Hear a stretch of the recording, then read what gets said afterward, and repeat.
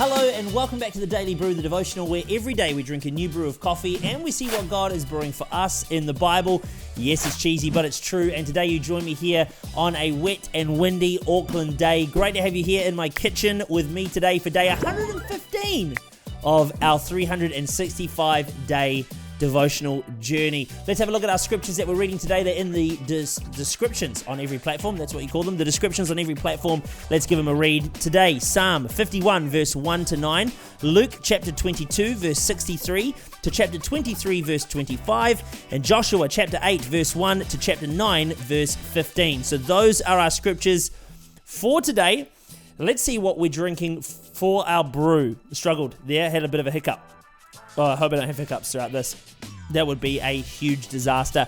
It is the last time for now with our Kokako Mahana blend. This is the last time doing this, and I've only got a few little, you can hear them, little beans left. Today I'm having it as a plunger. So with my friend's help at But First Coffee, I've made myself a plunger for today. You can check out the brewing method online. Now, look, I got it tasting really good in the Chemex in the off week. I talked about that a couple of days ago. Today, I'm giving this a try again to try and see if this is going to be any good. So looking forward to sort of getting this one done. I think I've had enough of this blend. I'm happy to try something new. The tasting notes are chocolate, caramel, and spice, and this is supposedly what it's designed for, the espresso and the plunger. So let's give it a try today for the final time and see if it tastes any good. Let's give it a go. Very hot. Wow. Geez, that's good. That's really lovely. Yeah, you get a chocolatey caramel. It's very light, chocolatey caramel flavor, and there's just a hint of an after vibe of spice on this. This is lovely. I'm really enjoying this actually. Now the beans are probably just getting on the old side. So if these were fresh beans, I can imagine this really popping off in terms of the flavor profile, in terms of how it feels in the mouth. I reckon this is actually what this is designed for. It's designed for plunger. It's not as good as an espresso, and it's definitely not good as a Chemex, although I did get it there.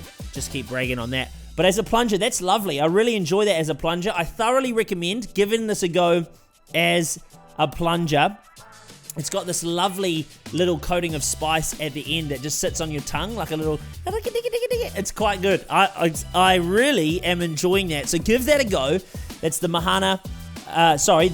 Kokako Mahana blend. That's what that is, and I got that in beans. That's lovely. Give that a try as a plunger. If you're a plunger lover, you'll love this plunger. That's it though for the brews today. You're a plunger lover. That's it for the brews today. Let's get into the Bible, the reason that we are here. The psalm that we're reading today is written after David had committed adultery with Bathsheba. This is a powerful moment in his life because not only did he commit the adultery, he also sinned then to cover it up. The psalm asks us questions we need to answer for when we find ourselves in trouble. The first question it asks us is, who do you pray to? David cries out to God and prays a prayer to the character of God.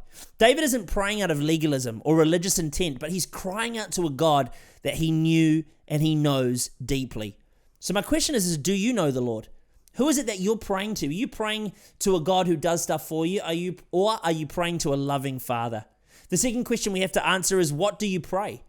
Is your prayer just nice words? Is it a series of asks? Is it a collection of all the biggest words that you know? David prays, but he doesn't just pray, he confesses. He confesses of his iniquity, his transgressions, and his sin. To confess is to say, God, I've done this. I'm aware of it, and I take responsibility. And God desires this kind of honesty with him. The third question we have to ask is, well, what do you ask? David's ask is for mercy, that he would be washed, that he would be cleansed, and that his sin would be wiped out. David makes it clear that he needs God to work on him and his sin. The fourth question is, what do you believe the result will be? I think sometimes we pray without knowing what we want the result to be.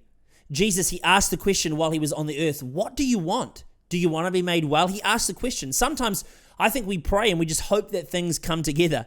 But David says, let me hear joy and gladness. Let the bones you have crushed rejoice. David knew that God would hear him and restore him. So therefore, he knew the result would be rejoicing. Friend, you need to know that God will hear and restore you too. And my prayer is that at the end of your answer, you would also, or the end of your result would be rejoicing too. Remember that the book of Luke, it's all about facts, right? He just write the book, you read it, and it's just clinical when you read it. When you read Luke, it can be a bit clinical, but you need to know that what this book is seeing and seeking to do is to show us the amazing truth that Jesus did in fact die for you. Again, we're reading the cost that Jesus paid for us. He was mocked, beaten, insulted, falsely accused, ridiculed, and eventually crucified. The book of Luke tells us that Pilate, he surrendered Jesus to their will, being the people in the crowd. That's verse 25. People can be feral, hey. We can be very nasty, and ultimately, this is what the will of the people was. It was that Jesus suffered a death and punishment that was unfair, cruel, and nasty. In showing us that Jesus was surrendered to the people's will, we see that all who were there were responsible for Jesus' death. Everyone present played their part. From the most noble and holy to those who were just spectating, all played their part. And the book of Luke tells us that they all acted with one voice. Unity can lead towards some pretty ugly places, even in the name of God. The religious leaders believed that what they were doing was the right thing, and that this personified honoring, and for me, this is what I wrote. They believed that they were doing the right thing. And for me, this personifies them honoring God with their lips, but their heart being far from Him. We must be so careful what we lend our voice to. Hey, not everything that sounds righteous is. Jesus was blameless, holy, pure, without blemish, and He paid the price, a horrible death for us. And I never want to forget the sacrifice He paid as my substitute. It was, however, all part of God's plan. He has a purpose for you. God is in control of the universe. And in our passage in Joshua, we see an example of God working on man's behalf. The people of God had failed in the past to take the city of AI, which obviously means artificial intelligence. No, not quite. But they have failed, right? And now God uses their past failure as part of the victory plan in chapter 8, verse 6 to 7. Sometimes God uses the failures of yesterday to help you have successes in your day to day. This is not saying that we should be okay to repeat our mistakes, but more understand that through our mistakes, God can turn them around and use them for our good. This is what Jesus did on the cross. He took all of our failures and He turned them into action that led to success. The greatest victory of all time came because Jesus took our mistakes, our shortcomings, our failures, and turned them around for good. We want to be perfect, but that's not God's will. God's plan is to allow us to walk through mistakes so that He can turn them around and help us step into miracles. Verse of the day. Verse of the day, Psalm 51, verse 7 says, "Cleanse me with hyssop and I will be clean. Wash me and I will be whiter than snow." All of Psalm 51 is a great psalm for if you've royally slipped up. This verse here highlights the need to be cleansed. David asks to be cleansed with hyssop. Now, hyssop is, that's an odd name, hyssop. Anyway, it was a plant that priests used to purify and ceremonially cleanse. See, David here, he's asking for purification and a deep cleansing. God does this. Now through Jesus' blood, we're washed as white as snow. And that is it for the Daily Brew today. Done and dusted. Thank you so much for joining me. Day 115 wrapped up. Congratulations, day 115. It feels like every day that we're in the hundreds, I just feel so excited. Congratulations, I'm praying for you, by the way, if you are reading the Bible alongside this devotional plan, which you definitely should be doing, by the way. But I'm praying for you that God is speaking to you through these scriptures. There is so much revelation that God is revealing through His Word. And I'm praying that you're getting some of that as well. A massive thank you to everybody who's already followed and rated the podcast on Spotify and Apple Podcasts, and to all of you who have subscribed on YouTube. Make sure you click the bell so you never miss a devotional upload. Like this devotional video and take a moment now and share it with someone who you think is going to be benefited by this free devotional plan. We want to get this out to as many people as we possibly can. So please do me a favor, share it on social media, tag me in it, I'll repost you as well. Hey, that is it though for today.